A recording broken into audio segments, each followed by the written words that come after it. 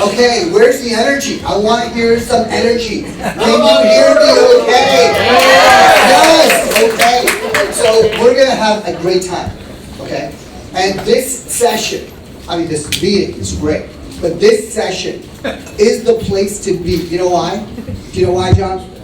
Because he said it. He said it before. This is where you're going to get a chance to learn, understand the patterns of success. It's not, and I give you a clue. It's not about being Asian American. Okay?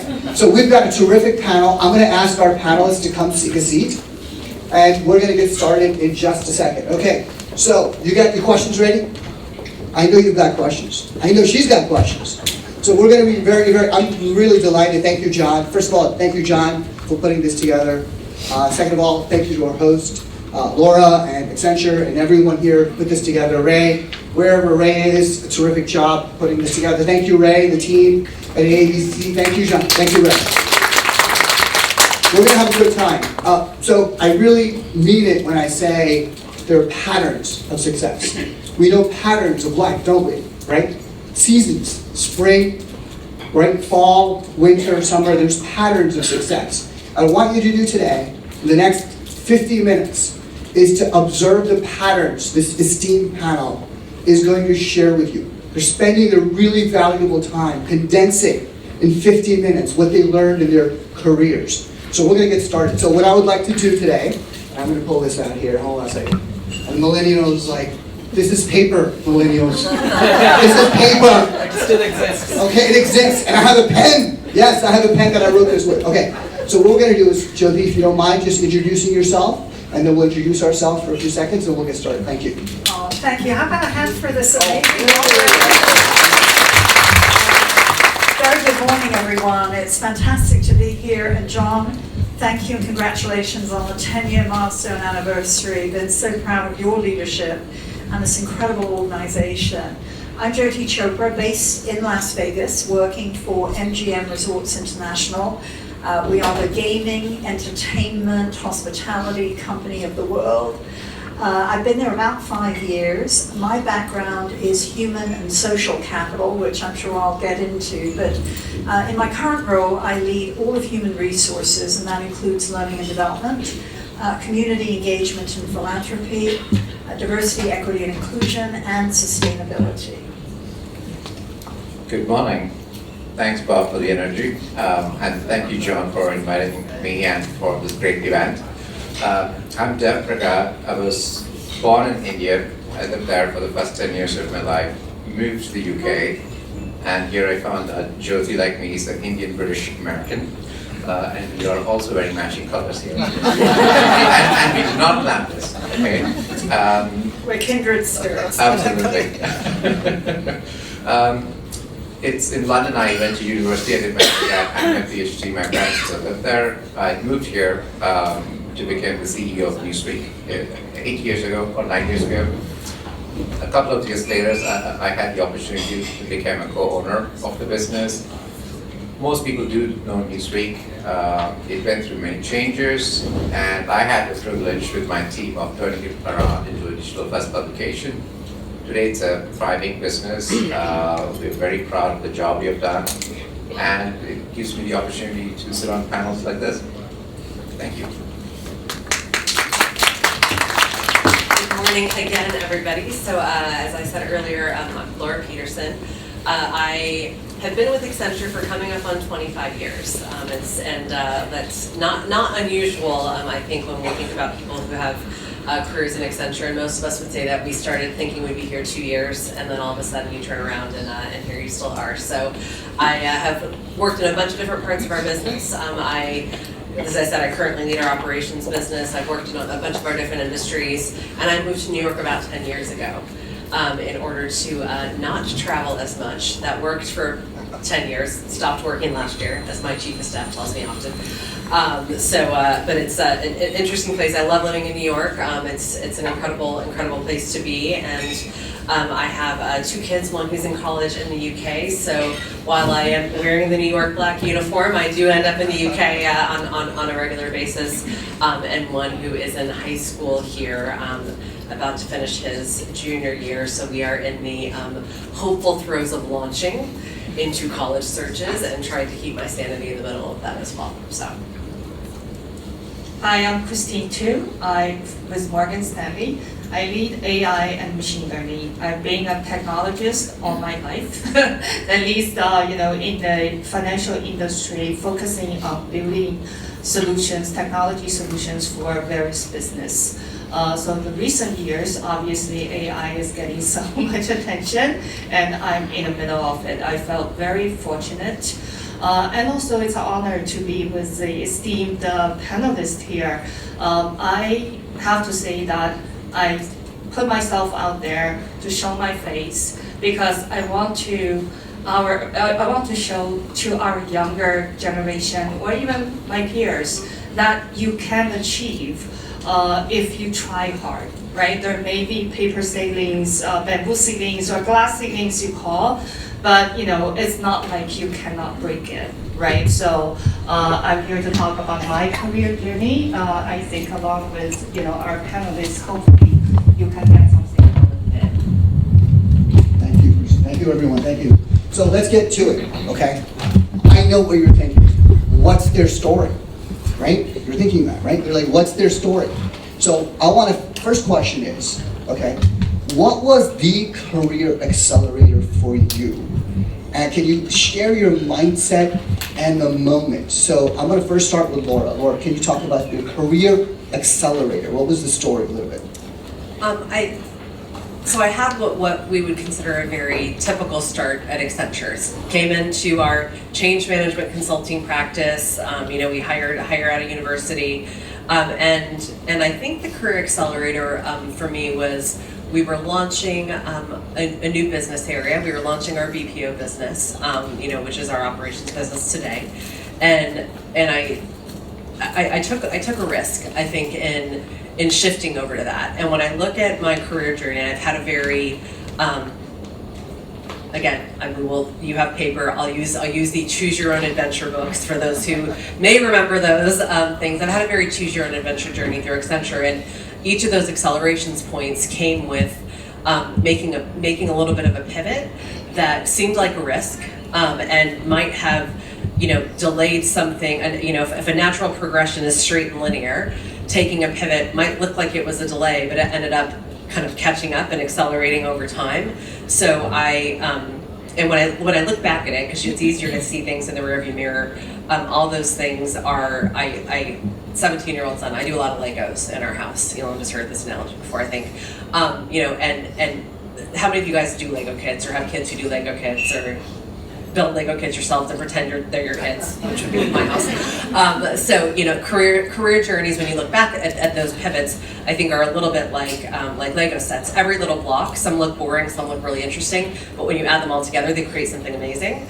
And so I think looking at each of those pivots and those journey points as a block I was going to learn from, and figuring out what that block was going to be. And so I think every acceleration point that I've had was taking a risk, taking a non-linear step in my career, and then making sure that I knew how that was going to play into like a broader narrative. I think there is no 5-year plan. There's no like that. That's a myth of the past if it ever did exist. But it's like looking at each one of those pivot points and figuring out what you're going to learn from them. Perfect. I love that. Thank you. There are no straight lines in nature. Right? So thank you, Laura. That's fantastic. Jyoti, tell us about your career accelerator. Yeah, I'm going to build on sort of the theme of risk from Laura's story. My journey has been, I'd characterize it in a word as unconventional.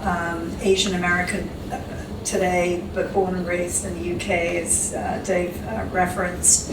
I started my career actually in the public sector at the United Nations. I then pivoted and spent more than a decade on Wall Street. I spent over 10 years at Merrill Lynch and 6 years at Bank of New York Mellon. And today I'm in hotel, gaming, hospitality. I couldn't have prescribed that or written that or imagined that journey and those pivots. But I will share a story of probably one of the most significant inflection points in that journey. And it was when I was in banking. I was a mid-career professional. I had reached the esteemed title of MD, which is a big thing. But I was a mid-career professional. And I really thought long and hard about what was my aspiration, my ambition. And I wanted to get into the C-suite of a Fortune 500, preferably a Fortune 300 company. And I really, my vision was to someday, or my dream was to be the right hand of a CEO. I didn't know what that meant, how I was going to get there or make it work, but that was the goal, and that was where I was aiming. And so as I thought about my career and where I was, and evaluated and asked feedback from my mentors, what I realized was that there were some gaps. I didn't have a background in corporate finance. I hadn't studied accounting. I didn't know a lot about technology and operations management. I'd done sales, I'd done marketing, I'd run and built a business and a P&L. I was in human resources, but there were gaps in my resume. And as I evaluated how to plug those gaps, for me the solution was education and more learning. And that was a path that led me in my 40s as a mid-career professional to go back to school. And the path that I chose for myself was to go back and do an MBA and do an executive MBA. I couldn't afford to quit my job. And so I said, okay, I'm going to do this on a part-time basis and I'm going to do an executive MBA program. Did a lot of research, found the program that was right for me, that had a very strong leadership track, and was one of the most rigorous, competitive, tough programs, and I only applied to one school. And I said, this is it, I'm going to do everything I can to get in, or I'm going to change course. And it was 2 of the hardest years of my life. I had a global role, I was traveling all over the world for my day job, and then every 6 weeks I was on an airplane going abroad and studying for my MBA. And you become very proficient in the use of planes, trains, automobiles. But I got through it. And what happened at the end of it was I emerged a very different leader than before I started the program. And there's no doubt, as I look back on that period of time, that that is what accelerated my career and led me to the role I'm in and where I am today. And so I leave you with the thought that education and learning is a lifelong journey incorporated into the arc of your career. You will have many pivots during the course of your career, but immerse in learning, be intellectually curious. And today, there are so many different ways you can learn. It can be a 6-week course, it can be a full program, it can be an online virtual immersion, it can be a shadowing experience, it can be a sabbatical. I could go on and on. But embrace that and think about that as you think about the next phase of your leadership journey and what can accelerate it. Beautifully said. Thank you so much, Jyoti. What I think is really important here in Jyoti's comment is it takes self-reflection to realize the gaps. And you've got to be vulnerable with yourself. You're going to say, look, I'm not going to make it there unless I do something different. And then to take the action that you did, which is fantastic. So thank you very much, Jyoti. Thank you, Laura, for that. Wonderful. Give it a hand. Come on. Get some energy. Good stuff. You should be paying to come here. You should pay to come here. John, we're going to charge next time. Okay? We're getting so much value here. All right, so let's go into, what does it mean to create value? Let's talk about creating value. In many of the performance reviews, I'm sure you've seen, it says you've got to create more value. So I want to know, Christine, what does it mean to create value for the organization and then, of course, to yourself and your career? Well, give us an example. Yeah, I can think of an example in my earlier days of the career, right? I started as a developer. I was very happily writing my code and providing business solutions. I love what I did. However, one of the applications I was managing was actually a vendor application. So if you deal with vendor application, you know that every little change or every little bug, you'll have to rely on the vendor. It takes a long time, right? All those back and forth. So I actually really took my time and dissect what that vendor components are composed of. So the databases, the UI, and the middle tier. So I learned a lot on my own. And end of the day, I was the one who could actually see a symptom and could quickly diagnose where that problem might underline. So the solution could be, provided much faster, right? So, but I didn't stop there. I also realized, the business and operations who are using this software solution, cash management solution, they didn't know what's going to come up by the regulations, by the rules, right? It's particular ACH-related products. So I, did some research. I find out there is a ACH, accredited program. I just took a bit of bullet and studied all of the required courses, and I got my accredited ACH professional badge. What that gave it to me is I knew what's going on in the industry and what's coming up. So I was actually the only one in that area at Merrill Lynch at the time, got that credential, and I was able to help the business to understand in the next 3 months, there are certain rules change that's coming up, so we need to be prepared to get update from the vendor, software plus communication, prepare the communication with our clients, with our operations. So that was, I think it's value added to the business. That's what you do, not necessarily to say, hey, how I could advance my career. I wasn't thinking about that. I was thinking about how I could help the business, help the technology, help the operations to be more proactive. So in the end, it also helped my career. It actually accelerated that as well. Beautiful, beautiful. Thank you so much, Chrissy. That's great. So you became an expert and you found a niche that you dominated, which is fantastic. Thank you for that. Thank you. Dave, what's your view on creating value? Talk to us about your view. Sitting with Bob is like being in a business call. He's like, well, how do you create value, right? What's value creation? It's like sitting in a strategy session. So let me talk about my job of turning around Newsweek, right? So think about this iconic brand that's been around. Multiple billionaires have owned it and failed to bring it to the digital era, right? It's changed hands for about 8 years. And I was in my early 30s. We're talking about Newsweek, by the way. Yeah, Newsweek, the company Newsweek, yes. that I run right now. So a guy in his early 30s, that's me, ends up at Newsweek and it falls on my lap, right, through a series of events. How would a guy in his early 30s turn it around when multiple billionaires and very experienced people have tried and failed? And it's really interesting because you're really looking to reinvent a business, right? And businesses that have existed for a very long period of time have to constantly reinvent themselves, right? Because the service you provide now is not relevant later. And if you don't have the habit of reinventing yourself, you are going to go extinct, which is what happened.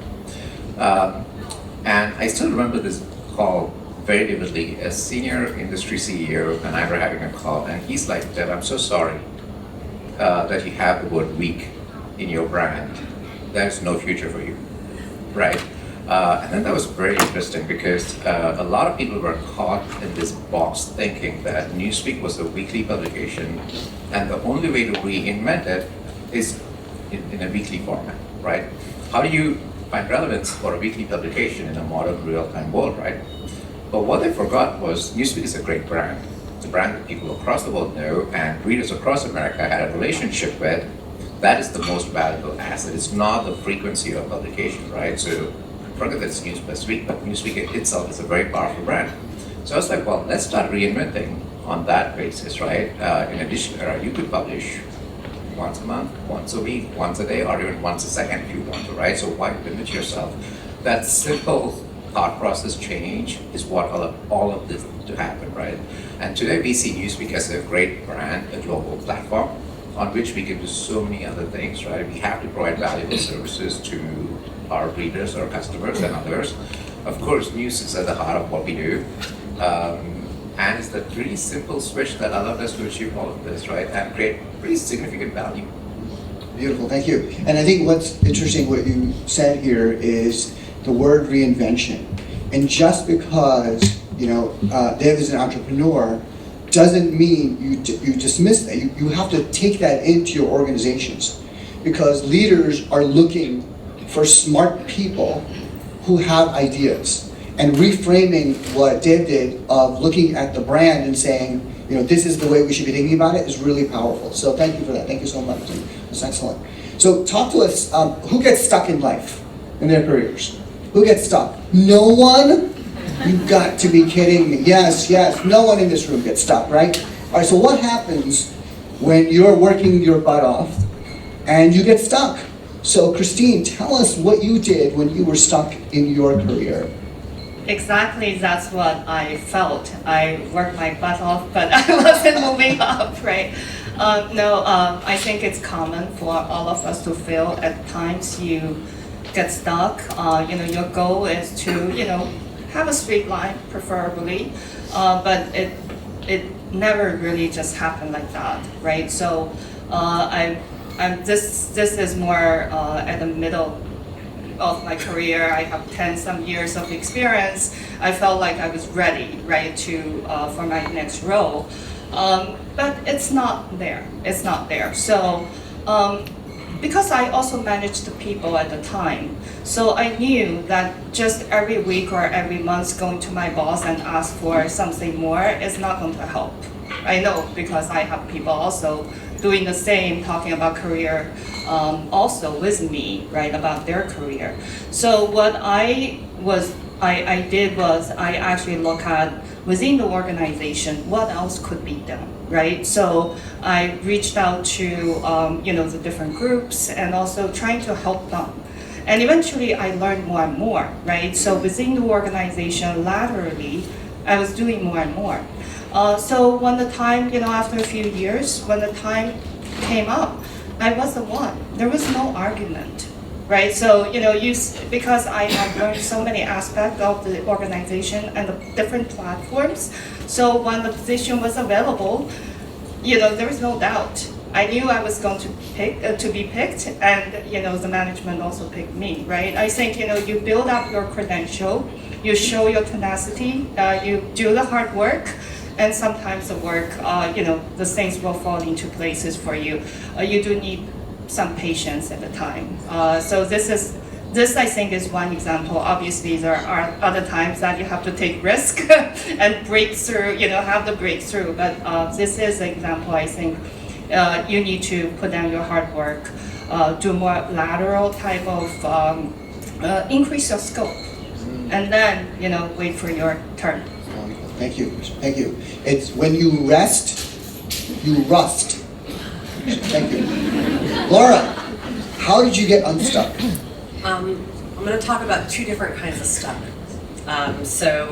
There's certainly, I think, the stuck that Christine referenced. I think two scenarios came up when we were talking about this. There was a time in my career where I was in a role that was a great role on paper, right? Was a position that I was, in a room in a leadership team, working in sort of a chief of staff role that was an amazing learning experience, right? You're seeing how a business operates, but it wasn't very fun, right? It was a little bit of toxicity. It wasn't right where I wanted to be. I learned a lot in it, but it was one of those things where I couldn't stay there, but you didn't know how to get out of it, right? So at that point, what became very important is the relationships with the friends and colleagues and mentors and sponsors to strategize to figure out what a graceful path out was, right? So being able to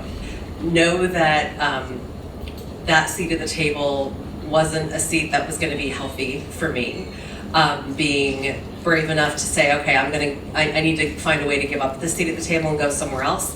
And then having some really good friends who helped me navigate a path out of that to go do something different, to then figure out how to get back on the path I wanted. So I think that was one version of stuck, where you find yourself in a position that you're like, this just doesn't feel good, right? And that point, it's not about growth, it's about kind of looking at life. I think the other version of stuck I referenced when I moved here 10 years ago was my son, who is now 17 and 6'3", and a very large adult-looking human. He was like 6 or 7 at the time, and I was, having an amazing career, trajectory with Accenture. Was loving it. We lived in Denver. People are always like, "Why did you leave Denver for New York?" I love New York. I was a city girl living in the mountains, but I was mostly living at the airport a lot, traveling, and so stuck between what my life demanded and needed at that time, where my son said he didn't want to work anymore. He was like, "Mom, I don't want to work when I grow up," and I was like, "Why?" It's called work, so none of us really want to work, but that aside, why not? And his answer was, I don't want to leave all the time. And so it was like, okay, I'm now stuck between, who I am as a mother, where we live, what my career is going to look like, and it was knowing that I had to make a trade-off. I could have 2 of the 3, but I couldn't have all 3. I couldn't stay in Denver, do what I needed to do as a mother, and then, have the career in the form that it was. So we moved to New York because I could make the pieces work. And I think getting unstuck in that place was realizing there are different trade-offs to be made and making a conscious decision about what those trade-offs are.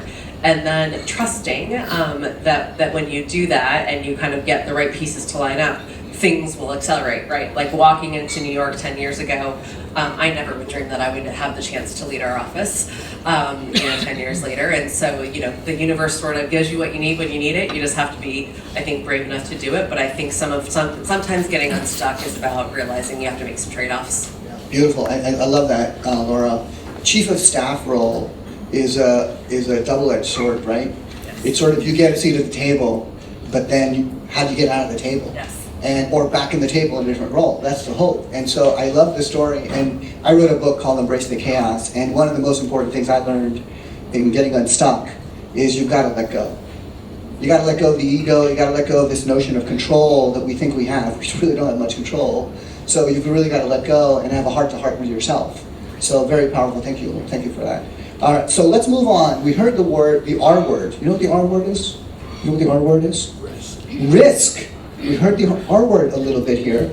So talk to us, Dave, about your view on the risk. I know you're an entrepreneur, but do you get scared sometimes to take risk? Talk to us about that. I guess as an entrepreneur, if you don't have tolerance for risk, you just can't succeed, right? So, I had a humbling moment beginning of this year when I got a random call from the Indian ambassador saying they're hosting this Indian diaspora event every 2 years, organized by the External Affairs Minister, and the Prime Minister is going to be there. And they want me to be one of the guest of honors for that, right? And I was like, are you sure? Because there's a lot of great people in this Indian American community. I'm probably one of the least of them. And he's like, no, the External Affairs Minister wants to invite you personally. So I'm on the plane going to Delhi on this long flight, and it's quite a moment. I was really thinking about my life journey, all the crazy risks I've taken to reach where I did. And then suddenly this thing that came to my mind of a crazy risk I took very early on in my life, which if it had gone wrong would have clearly destroyed me, but because it went well, it really shaped who I was. It was during my undergrad. Obviously I've taken a lot of crazy risks turning around Newsweek, and I was a very good student my whole life, not like many Asian Americans, right, in the community. I knew I'm going to be the class topper of the great grade, so I was waiting for my final year project, which one I'm going to choose. I was very ambitious, so I knew the topic I wanted, so I went to the supervisor and I said, look, I like all these topics you have, but they all look very easy. So could you find a way to give me a very hard project? And if you fail in that, you probably screw up your whole degree, right? He is very shocked. He looks at me for a few moments and he says, you're crazy, just go away, right? He literally throws me out. And I know him for a while, so I go back to him a week later. And then this time he's thinking about it very seriously. And then he again says, go away, right? And then, of course, for something else, I meet him a week later. And then he says, look, if you want, I'll give you a master's project by your undergrad, a master's by research project. And being overambitious, I thought, what a brilliant idea. Until I actually started to work on it. And then I realized I was so out of depth.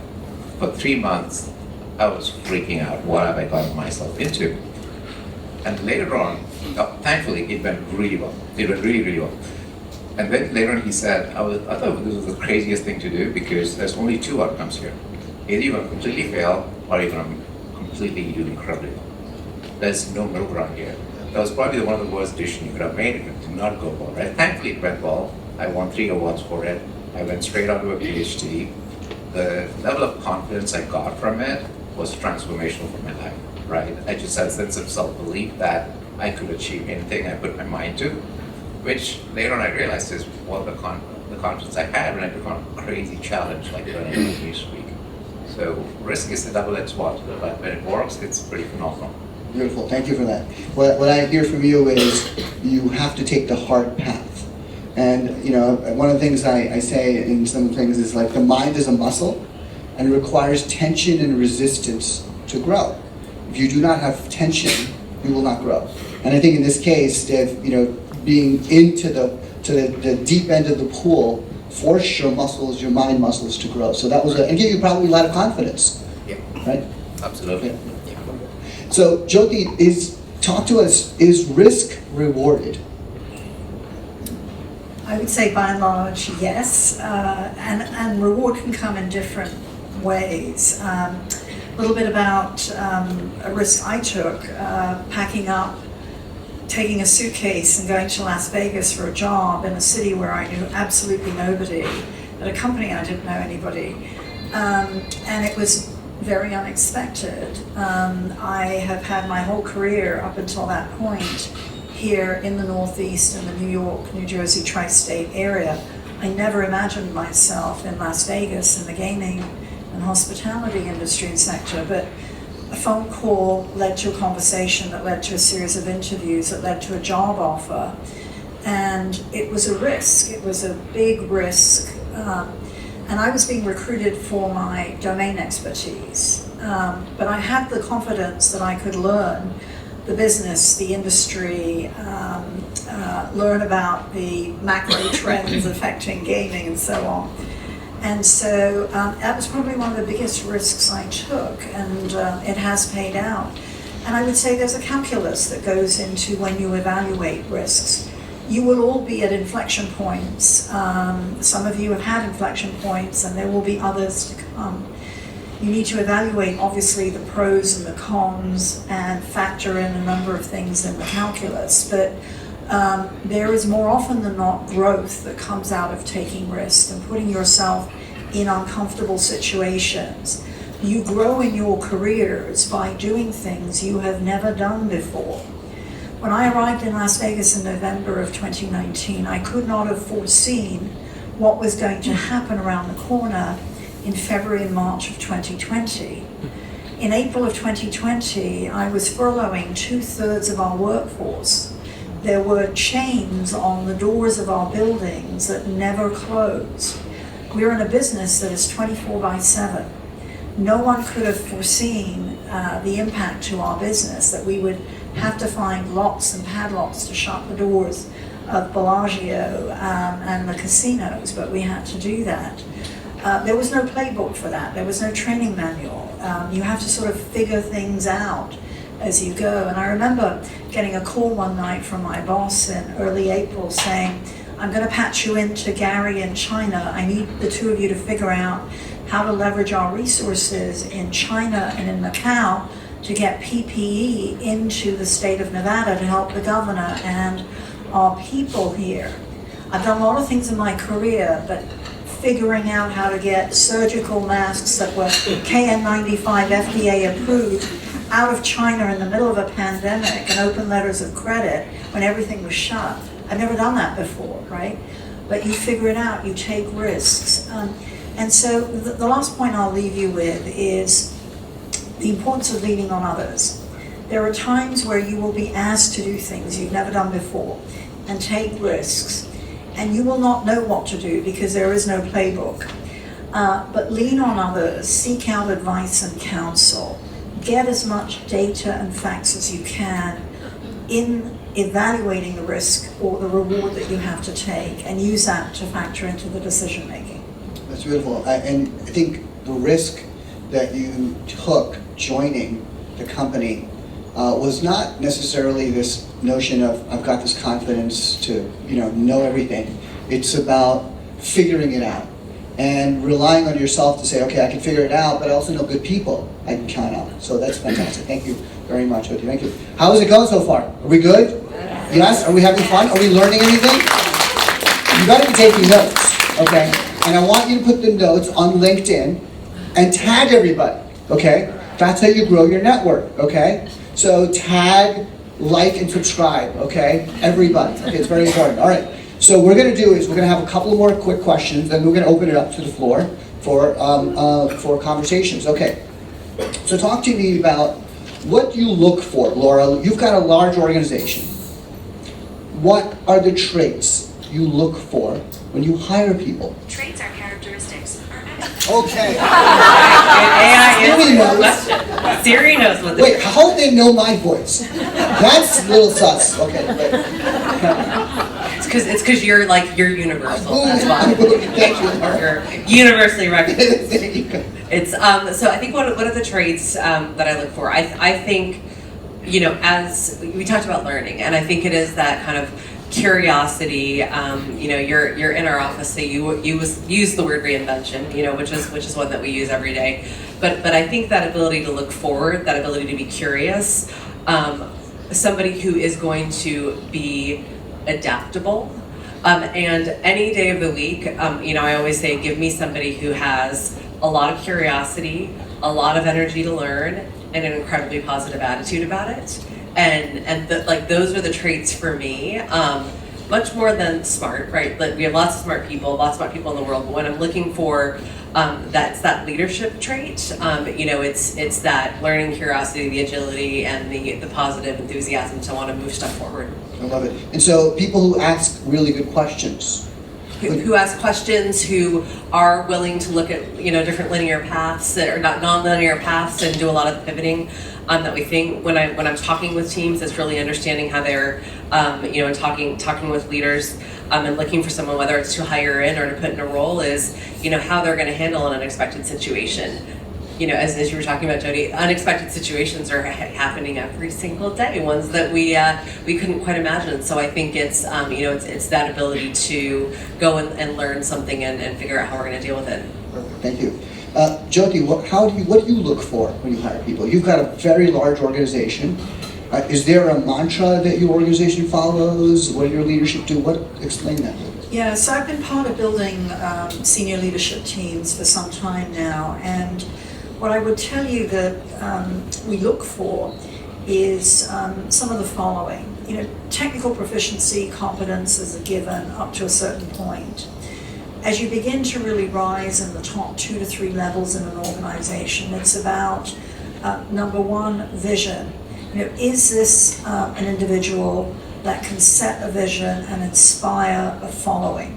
Is this someone who can motivate others? Is this somebody who can build successful, high-performing teams?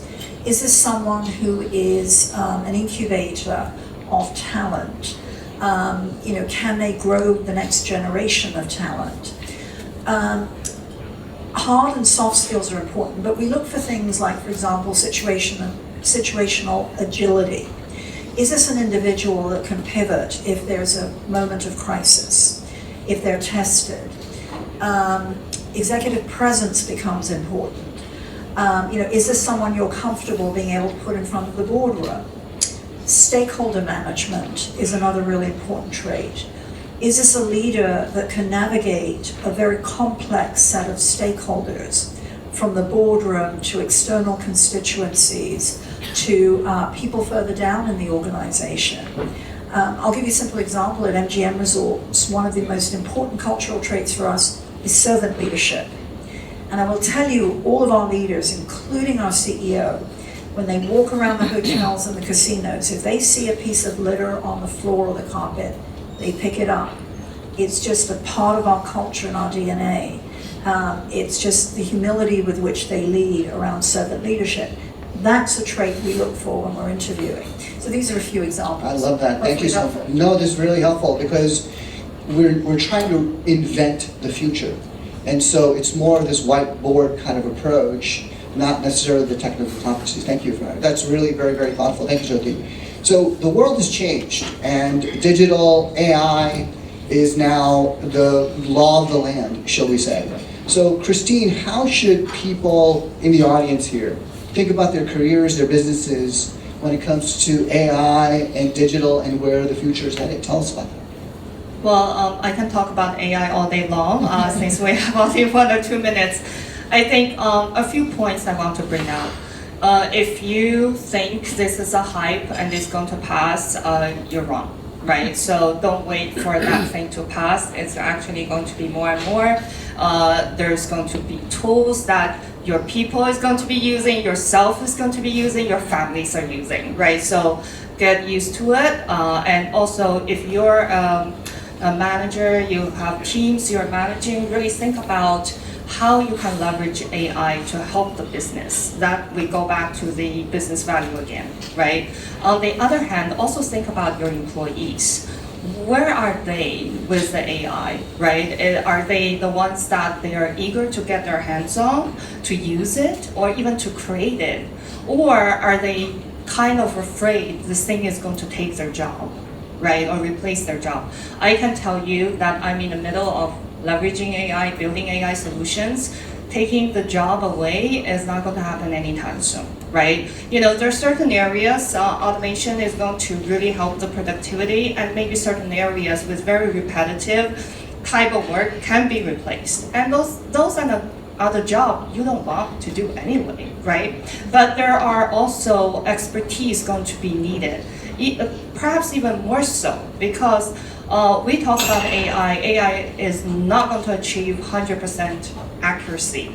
That's just not by nature of machine learning and AI type of solution. So there's need to be human in the loop, or sometimes human on the loop, or human monitoring, or human giving feedback, or eventually human may be making some decisions that's being, information's being provided by AI. Full automation, we're talking about, agentic AI, full automation is going to take some time. Plus, I don't think it's going to replace, a lot of jobs that needed critical thinking now. On the other hand, you need to be prepared. You can't be blindsided. So how do people get prepared? Yeah, so I think there are 4 or 5 things I always tell my teams and also people who talk to me about. Obviously, trying to understand it, to demystify it, right? It's, as a user, you can see what's happening. You may not need to know how the sausage is made, so don't be scared. The other thing is learning it, right? There's so much you can learn from the web. Go to YouTube, go to certain websites, read about it, talk to your friends about it, and also try it, right? Download the apps. Don't just download any apps, right? But be careful about what you're downloading. But there are a lot of good, websites or apps you can try, right? Try to use it and see what it can do.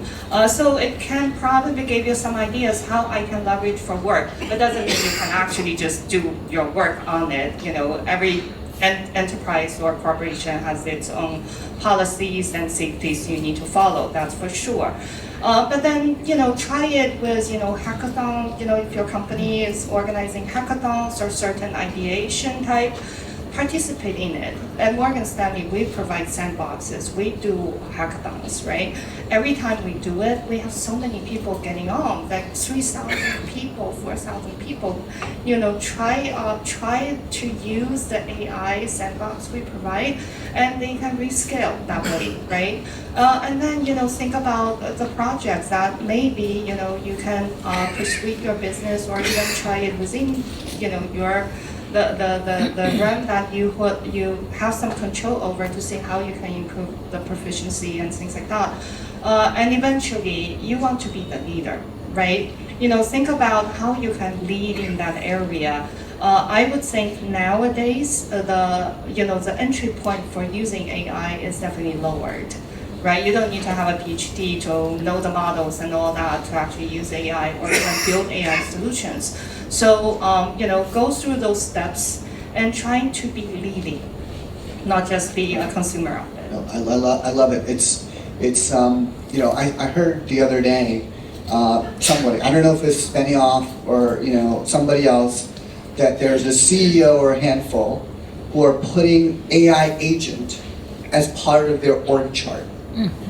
Okay? So in that context, roll up your sleeves, as Christine says, and get going. Deb, what do you think? Tell us, what do you think? How do you see this? Well, in our industry, there's a lot of anxiety, right? How AI is going to completely disrupt our industry. So, I mean, I agree with Christine and a lot of people here that AI is here. It's a transformative tool. It's going to change a lot of things. It's better to be on board than not on board. If you look at the way we are embracing it, is that two things, right? One is the way people will consume information is going to change. That is uncomfortable for us as a business, right? So what do we do about it in a landscape that's changing so rapidly? So, you know, of course, that's anxious, right? As a CEO, that's very anxious, right? Because I spent the last several years turning around Newsweek to a digital business. Now to think about how AI is going to disrupt my business and how do I become relevant, so I have to reinvent it again. Once upon a time when you reinvent and stabilize your business, it's there for like 5-10 years, right? Now things happen all the time. So that really is a challenge, right? But also that challenge is for everyone. And the other side of challenges, as we spoke about risk, is opportunity, right? So how do you position yourself for that opportunity? And I think if you have the right culture and the right mindset, at a personal level, the right mindset, as a company, the right culture to embrace these things, I think you can take advantage of that, right? So that's how I keep telling my leadership team that we should embrace AI. And so if somebody comes to you, Deb, tomorrow and your organization says, you know, we've got to be doing this, what do you say? What do you say? Well, you should experiment and try things, right? Without a doubt. You should never say no. So that's your action item, okay? If you're in an organization and you've got an idea, start talking to your leadership about it. So, all right, so let's wrap up. What we're gonna do now is a really quick, first of all, a good panel, right? Okay, pretty good, right? Okay, not too shabby, as we say here in New York. So what we're gonna do is have 60 seconds, okay? And we're gonna have them each say a closing, sort of one piece of advice to you, okay? So 60 seconds, and then we'll open up for Q&A, okay? So 60-second advice. Jyoti, what is your advice? Form your own personal board of directors. 5 or 6 individuals you trust. Engage them in the arc of your career and on your journey. Seek them out, stay connected with them, but lean on them as trusted advisors to help guide you on the next leg of your journey. Thank you. Beautiful. Good. Well, I guess as an entrepreneur, I do have to say, be bold, be ambitious. I always tell people that the ceilings are the ones that you set yourself. And it's always good to break ceilings and be ambitious and try new things. Thank you. Laura. It's so much more about who you're spending your time with and who you're working with than it even is about what you're doing. And so find a leader you trust, work with leaders you trust, and stick with leaders that you trust. Thank you, Christine.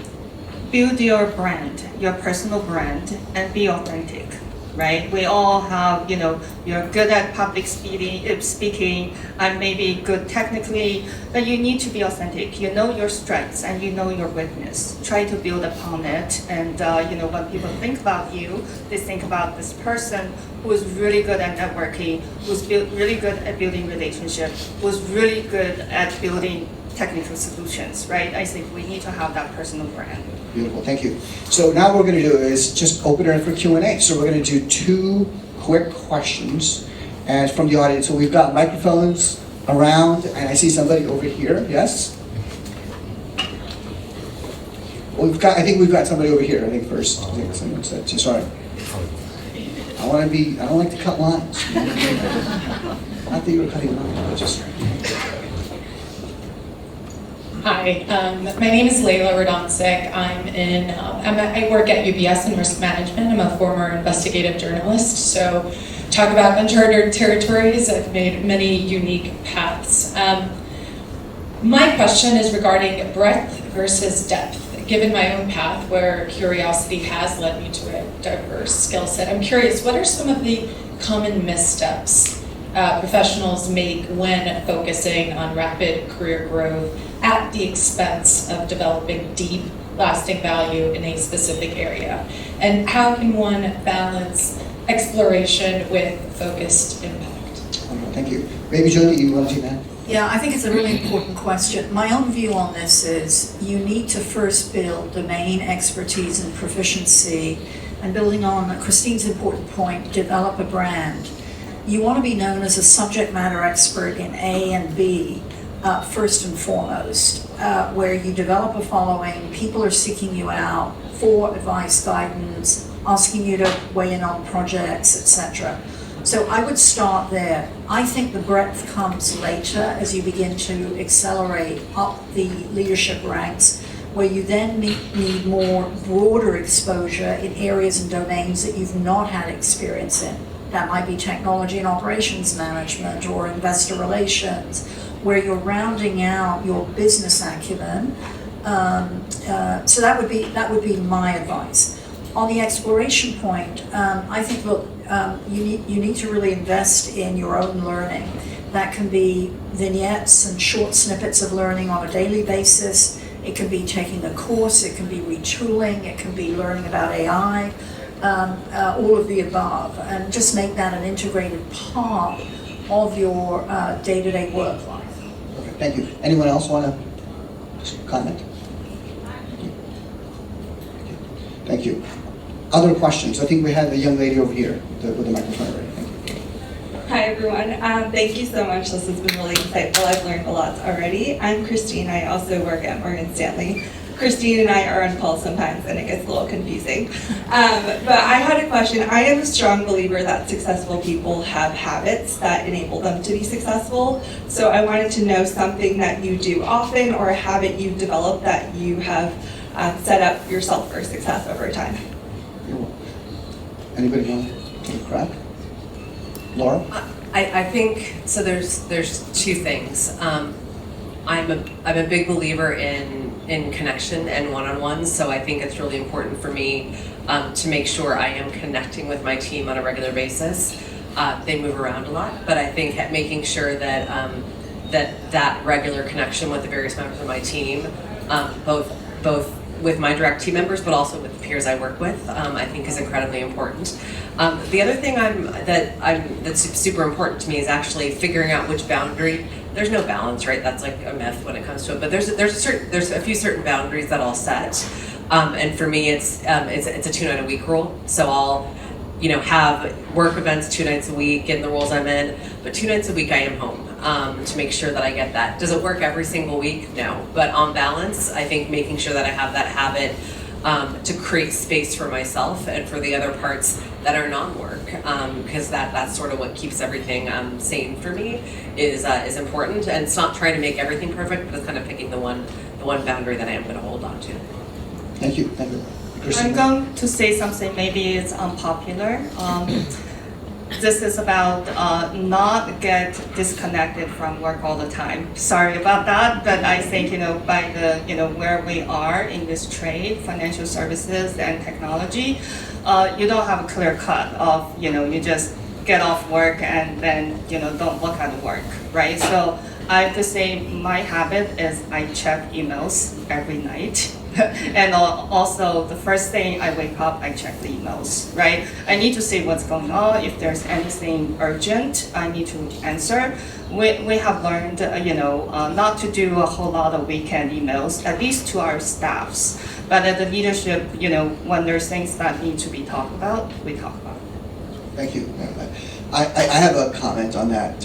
So in the habits, I've studied peak performance.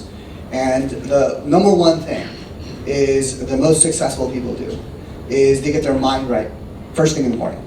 Okay, I've worked in 50 countries, traveled the world, I've stayed at the finest hotels, and I will tell you, those finest hotels at 5 a.m., the gyms are packed.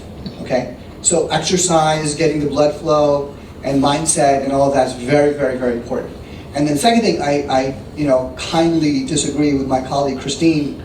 Is that I've learned more and more, if you work really, really hard, you've got to play really, really hard. Because it sucks. it's going to be really exhausting. You can't, I had a friend of mine telling me, I was at a program, personal development program back in December, he's like, wow, you can grind your way to the first million, but you can't grind your way to the 10. LeBron has a recovery coach. So we've got to rest our minds to have that peak performance. If you're constantly grinding, you're not going to be good. And so in my startup, just as an example, I worked at Pfizer for 20 years. I barely took like a week off, and I was afraid I got to get back on the call, you know. And I think I left some years ago. I have my own company, so I go every quarter. I call up a few friends who sold their companies or whatever. I'm like, dude, where are we going? And they go, we're going to Tulum. Let's go. We booked the flight. We're there. I was actually in Tulum last week, but the point is, and we just 3 days. We talked about work. We talked about business. Talked about life. I think you've got to unplug, to rest and recover, like LeBron does, so that you can perform at a very high level. So to me, exercise, getting your mindset in the morning, and taking those brief moments, like 2 days or 1 day, and just undoing it, I think is really powerful. So that's kind of the habit I want to share. All right, one last quick question, and please make it pithy. So I will let somebody here to choose who, I don't know, I want to choose.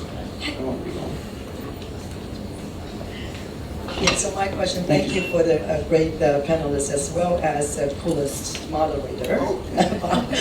So my question is very simple. I have, really lucky to working with Christine right now and had previous experience working with Jyoti while she was at the BMI Mellon. So great leaders. This session is just so great. So my question is very simple. In your early career, what have you built towards now that you don't have in your personal brand?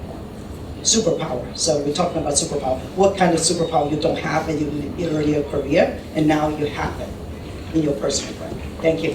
Thank you. So what superpower you didn't have and do you have now? Well, we just go one word answer from everybody. How about that? And we close it up. Christine. Confidence. Beautiful, thank you. Laura. What's your superpower? Being boldness. Boldness. Superpower that you had that you don't. No, that you have now that you did not have in your career. I would say confidence too. Confidence. Yeah. I would say speaking up. I was the child in the corner at the back of the classroom that never spoke until somebody came and spoke to me. But today, I'm not afraid to speak my mind. And you're here. So speaking up. Beautiful. Thank you so much. For me, it is not being afraid. Okay, when I was as an Indian kid named Bob, that's another story. But, okay, I know what you're thinking. I know what you're thinking. I know.